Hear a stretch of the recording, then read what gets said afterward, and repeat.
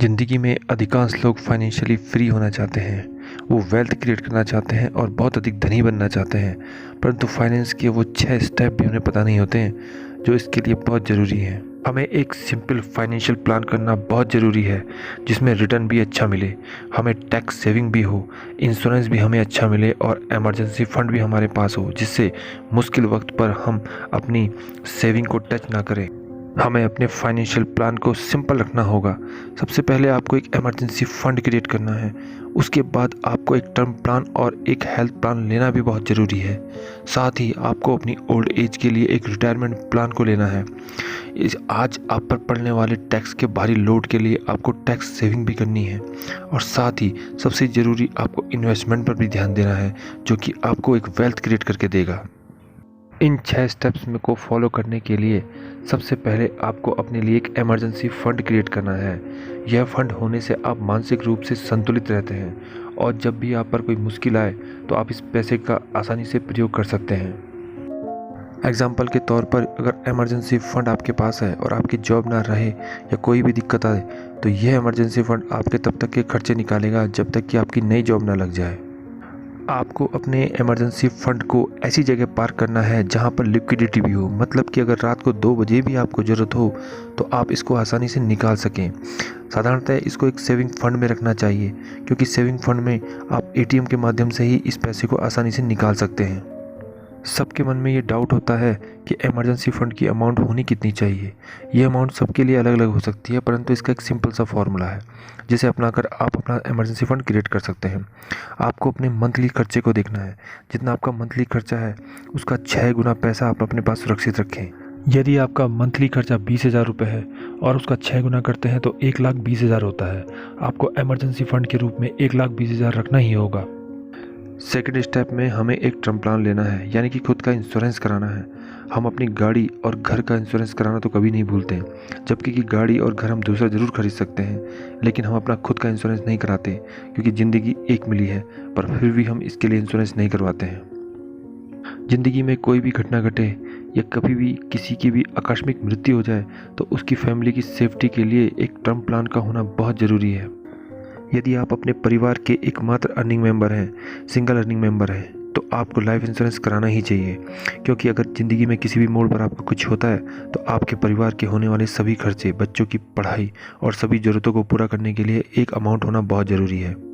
Term plan की amount कितनी लेनी चाहिए, इसके लिए एक सिंपल फार्मूला अपनाएं। आपकी ईयरली इनकम जितनी है उसका 20 गुना कर दें तो आपका टर्म प्लान की अमाउंट निकल जाती है। यदि आपको 5 लाख ईयरली इनकम कमाते हैं तो उसका 20 गुना कर दें तो आपको 1 करोड़ रुपए का टर्म प्लान लेना है। फाइनेंशियल प्लान के तीसरे स्टेप में हेल्थ इंश्योरेंस जल्द से जल्द ले लें। आजकल हॉस्पिटल की फैसिलिटी इतनी एक्सपेंसिव होती जा रही है कि साधारण इंसान की रीच इससे दूर हो गई है। इसलिए आपको प्रत्येक मेंबर के हिसाब से 2 लाख का हेल्थ इंश्योरेंस कराना ही है। यदि आपकी फैमिली में 4 मेंबर हैं और प्रत्येक मेंबर का 2 लाख का हेल्थ इंश्योरेंस कराते हैं तो कुल आपको 8 लाख का हेल्थ इंश्योरेंस अपना करके रखना ही चाहिए।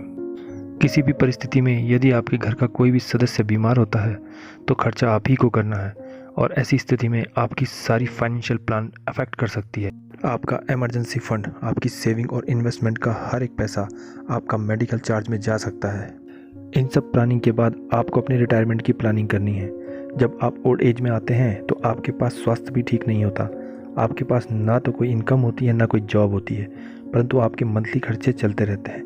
ऐसी स्थिति में यदि आपके पास रिटायरमेंट प्लान नहीं है तो आप ट्रबल में आ सकते हैं। रिटायरमेंट प्लान के लिए आपको सरकार की नेशनल पेंशन स्कीम को लेना चाहिए।